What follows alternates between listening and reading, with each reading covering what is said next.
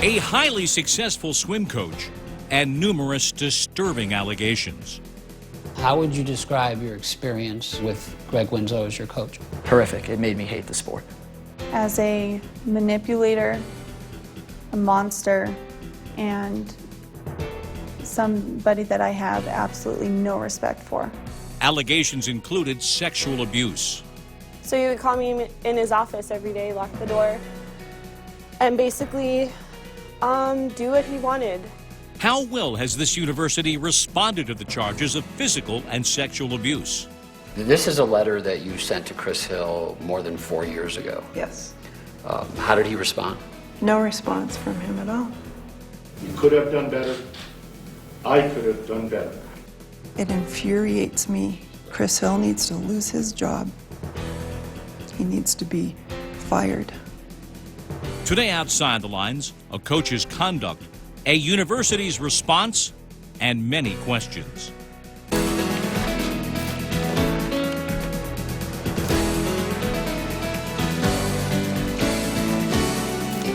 And now, reporting for Outside the Lines, Bob Lee. There's been a long-standing coaching abuse problem in swimming, and nothing you see today will convince you it's gotten any better. Not when it took USA Swimming until last month to ban coach Mitch Ivey after Outside the Lines first reported more than 20 years ago on Ivey's history of sexual relationships with swimmers, some of them minors. 7 months ago, D.C. area swim coach Rick Curl was sentenced to 7 years in prison for sexual crimes with a minor. And his court hearing revealed that the University of Maryland knew of the abuse a quarter-century ago. At least 63 coaches have received lifetime bans from USA Swimming for sexual misconduct. Which brings us to the case of Greg Winslow, now the former coach at the University of Utah. He was not prosecuted for sexual crimes, though, as you will hear, prosecutors said that was a close call. And Utah did suspend Winslow once it learned of that part of his past. But the full story of Winslow's conduct and the university's response, or lack of one, over 5 years is compelling, and it's reported by Steve Delson. Whitney Lopez is 23 now. She says she is still recovering from the trauma and the secret she hid for several years. I never got help I needed because I never talked about it. No one was able to help me because they didn't know. As an elite teenage swimmer who would later compete in the Olympic trials, Lopez says she was sexually abused by Greg Winslow, her USA Swimming coach, on a club team located at Arizona State University.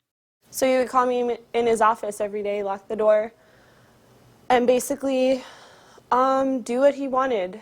She says the abuse began in 2005 with inappropriate touching when she was 15 and Winslow was 32. What parts of your body did he touch?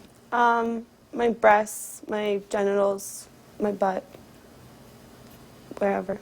There's no area he didn't touch. He made it clear to me that I couldn't tell anyone what he did. You know, it was like, I could go to jail for this. While this was going on, did you ever tell him, stop, I don't want this to happen anymore? I would resort to a silent kind of, like close my eyes and like pretend I'm not there kind of thing. But I never said stop, and I think it comes down to fear. Winslow, who declined to be interviewed for this story, was also an assistant coach at ASU before becoming head coach at the University of Utah in 2007. Lopez says she and Winslow never had intercourse, and the alleged abuse stopped when she was 17. She says when Winslow asked her to join him in Utah, she went along, believing he was the key to her past and future success. I was freaked out because I was like, what am I going to do? I really thought that I couldn't achieve what I was achieving without him being my coach. Lopez swam one season at Utah before transferring to the University of Arizona, where her life began to unravel. Lopez says she struggled with substance abuse, and last year she attempted suicide. I tried to overdose on a different number of drugs and alcohol. In the detox facility, they set you up with a social worker. She asked me if I had a history of sexual abuse, and for the first time, I said yes. Lopez then told her father, who went to the ASU campus police. The resulting police report quoted two swimmers who questioned Lopez's veracity. But the police concluded that there may be probable cause for charging Winslow with 2 counts of sexual abuse. When the report became public in February 2013, Utah suspended Winslow and 4 days later announced it wouldn't renew his contract. Back in Arizona, the prosecutor said later in a news release, "We determined that there was sufficient cause to seek an indictment in this matter. However, we were unable to meet the necessary burden of proof required to move forward with formal charges." And Winslow was never charged. Luke's going to push off and kick as fast as he can underwater. This was not the first time Winslow was accused of questionable behavior. Since 2008, the parents of Utah swimmers had reported him to Chris Hill, a longtime athletic director who played a major role in the school's move to the Pac-12. While those allegations were not sexual in nature, they depicted a coach who routinely mistreated college athletes. How would you describe Greg Winslow? As a manipulator, a monster, and somebody that I have absolutely no respect for. Former Utah swimmer Lauren Houston says Winslow ordered her and her teammates to swim underwater drills with training parachutes dragging behind them and mesh bags over their heads. It was terrifying for me.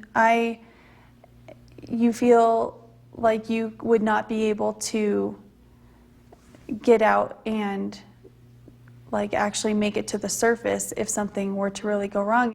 Once, when Houston had a knee injury, she says Winslow had her legs taped together, from her ankles to her upper thighs. So that I wouldn't be able to kick during this entire practice. My teammates would have to come help me get out of the pool, and then I would have to scoot my entire body around the whole pool to get to every station. As she's telling us these stories, our jaws were dropped. In 2009, Houston's mother, Suzanne Juergens, flew to Utah to report Winslow to the athletic department. After meeting with an associate athletic director, she says Winslow joined them and denied the accusations. How did Winslow react toward you? Greg called me into his office and sat me down and leaned across his desk before saying anything else, pointing his finger in my chest, saying repeatedly over and over, "You are full of shit." Houston's mother began writing emails to school officials, including this one to Hill in 2009, saying Winslow coached using fear and intimidation. Human decency was violated. This is a letter that you sent to Chris Hill more than 4 years ago. Yes. How did he respond? No response from him at all. According to interviews and documents obtained by Outside the Lines, at least 8 families reported Winslow's behavior to Hill and other administrators. Juergens says Hill, who declined to be interviewed for this story, never replied to her until Utah finally granted her daughter a transfer. Chris Hill sent one-line email to me that he was glad things worked out. Among his former swimmers, Winslow does have supporters. I made it through my 4 years swimming with him, and he pushed me, and I got better, and we did good things together. What some of Winslow's swimmers saw as overly harsh, Tim Leonhardt says he considered great coaching. I've had a lot of different coaches throughout my life, and I'd say he was probably one of the best motivators. How would you describe your experience with Greg Winslow as your coach? Horrific. It made me hate the sport. Austin Fiasconi and 3 other swimmers say they sometimes smelled alcohol on Winslow's breath during practices. Once, on a road trip, Fiasconi says, an inebriated Winslow threw an equipment bag full of ankle weights. It almost struck an athlete in the face. It missed, thankfully, and hit the wall, and he just was laughing about it and walked out. In late 2012, Fiasconi says Winslow suspended him for attending a party where liquor was consumed.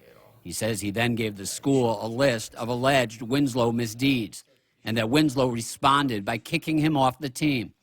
Fiasconi's father then submitted his own detailed charges. But in Utah's first formal investigation of Winslow, the university determined that no further action be taken. I don't think they cared at all. I think they were just trying to make us go away. Eventually, the school did take some disciplinary action, suspending Winslow and letting his contract expire. But remember, that was not until early 2013 when Whitney Lopez's sexual abuse allegations surfaced. I just think they were trying to cover up their own lack of investigating. I don't know if they were lazy. They didn't take the complaints seriously from the parents. They just moved to the Pac-12. They didn't want their image to take a hit. They had to make that choice for the image of the university. Whether the resources and information they took in to make that decision was right or correct, I wouldn't agree. After Winslow left Utah, the school released the findings from an independent probe into Winslow's tenure and how the athletic department handled it. That investigation concluded that Winslow should have been fired for his alcohol problems. Several swimmers and parents, however, say drinking was just one of Winslow's issues. Athletic Director Hill spoke to the media when the findings were released. He could have done better. I could have done better. It infuriates me. He's still sitting in that chair on that ivory pedestal. Chris Hill needs to lose his job. He needs to be fired. I think he should be held responsible for at least some of this. I've met him. He's a smart person, and I think he's capable of differentiating right from wrong. So him just saying we could have done better, I don't think is a good enough explanation. Whitney Lopez has filed a civil lawsuit against Greg Winslow and the Sun Devil Aquatics team. Steve Delson reporting on the case of Winslow and the University of Utah. Steve now joins me. Among the things produced by Utah's admissions here, rather remarkable personal and rather abject letter of apology from the university president. Yeah, the president apologized to Austin Fiasconi, the swimmer we saw in the piece, and his father. And he apologized both for Winslow's behavior and for the way the school dealt with the behavior and the reports that came in. And it's a pretty extraordinary letter. It's a university president flat out essentially saying we messed up, and we messed up pretty badly. Now, the school also says that since this has all become an issue, they've made changes. What changes do they say they've made? They're trying to make it easier for athletes to report abusive coaches and not necessarily go through the athletic department. They created a position for an ombudsman who athletes can confide in. And those are probably good ideas, but remember, the problem was never reporting Greg Winslow. It was what did Utah do about it? So that's the big question moving forward. If they get reports about an abusive coach, are they really going to act? Alcohol reported to be at the basis of Utah's problems with Winslow. Also, the question of what Chris Hill knew and when he knew it. Take us back to 2011, a reported incident involving Winslow and his assistant coach, and what Chris Hill came to know about this altercation. The independent investigation that took place after Winslow left talked about an altercation between Winslow and his assistant coach, Charlie King, outside a bar. And according to what King told these investigators, Winslow punched him in the face and then continued to punch him in the face when he was down.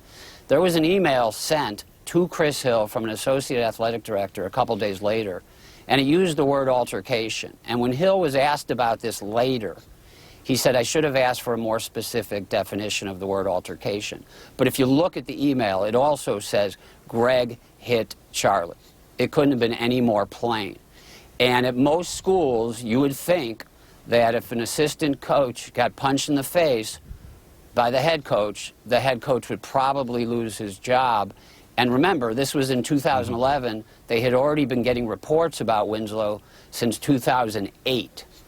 So that's pretty remarkable that that incident alone didn't cause Greg Winslow to be removed. Just part of that 5-year timeline. Steve Delson, thank you so very much. Great reporting.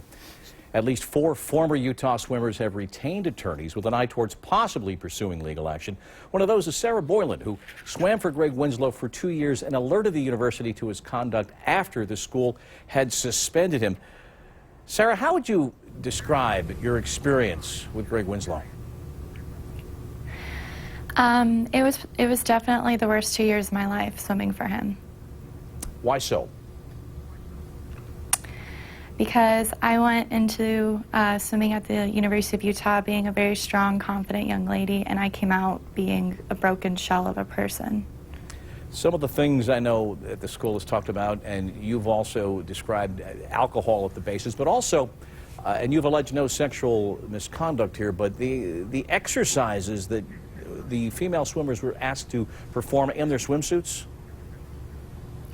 Yeah, he would have us come out right as practice started in our swimsuits, and he'd have us lay down on the ground, and we'd have to do abdominal exercises before we got in the pool. And you know, it was just strange. He would have us put our feet up in the air and touch our toes, and keep in mind we're in one pieces where there's not a whole lot left to the imagination, and he would stand right by our feet, and he'd just walk back and forth and stare at all of us and tell us to, you know, straighten our legs and touch our toes higher. And it just left, you know, it left us feeling very vulnerable, and he would just stare at us. And it's not something that is typical, you know, among swimming. I swam at Purdue, and there was none of that going on. You did write a letter to Chris Hill, the Utah athletic director. This was 2 years after you left the school. I'm going to read your own words. I then want to ask you some questions about it. You wrote, "I experienced the worst 2 years of my life swimming for Utah. What haunts me even more than the memories of Greg Winslow is the fact you knew about it. Even before my class started at Utah, you had allegations against him. We were naive enough to think you would come to our rescue. We were all very wrong. You made us choose between being abused or walking away from thousands of dollars in scholarships. Why didn't you care about us? Why did you leave me with an abusive coach? In my eyes, you are a guilty man. Your negligence needs to be reprimanded, and my former teammates and I deserve an apology." That's excerpted from your letter that you wrote in February of 2013. Now, you sent that to the school. What response did you receive? I didn't receive any response. None at all from anyone in the athletic department? No one said anything to me, no. Has anyone from the school ever been in touch with you to ask questions about your experience with Winslow? When they conducted the very last interview with, I guess they hired a bunch of lawyers to do a report on these issues with the swim team, and I was contacted by some lawyers to interview me. And I know that alcohol has been reported as being part of the issues with Winslow. What was your experience in that regard?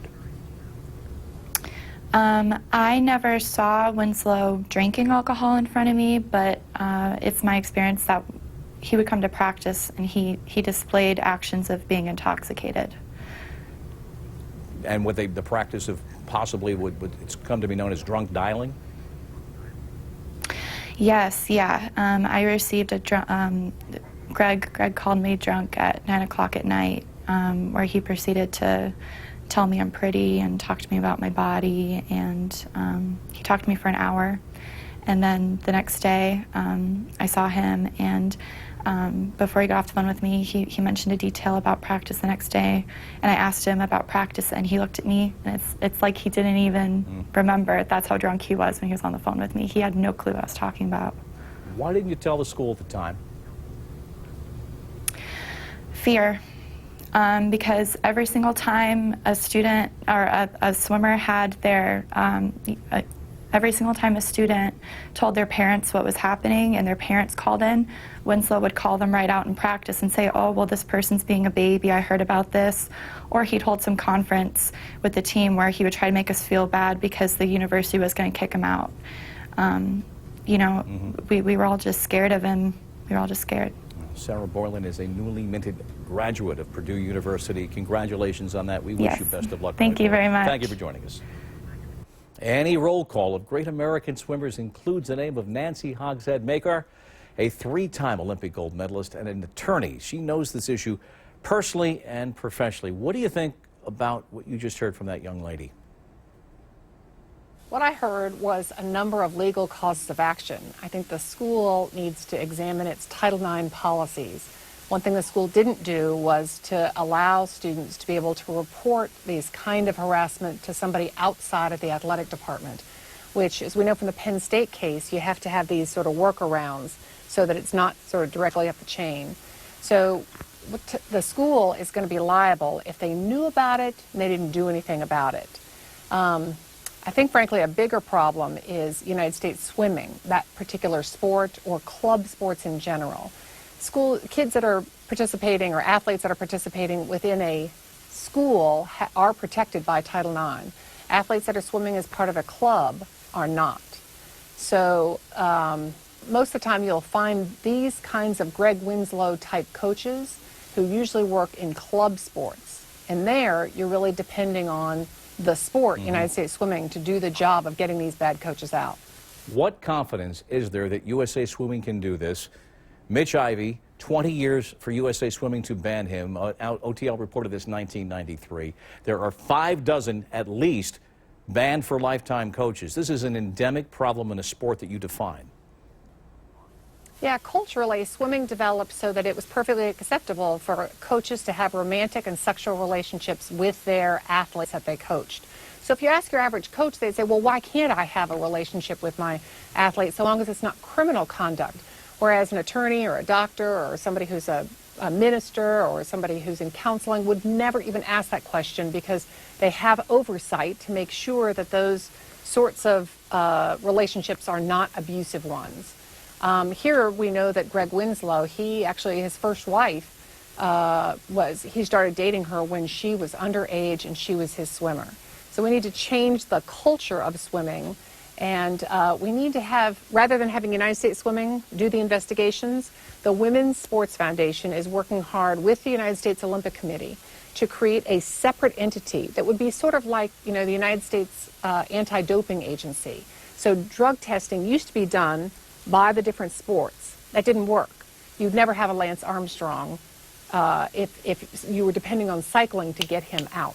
So we're doing the same thing. We're trying to get the same thing done with to have the Olympic Committee have a separate entity that will investigate and sanction coaches that are engaged in this kind of abusive behavior. A little objective doubt that USA Swimming certainly could use that. Nancy Hogshead-Makart, good to talk to you once again. Thank you so much.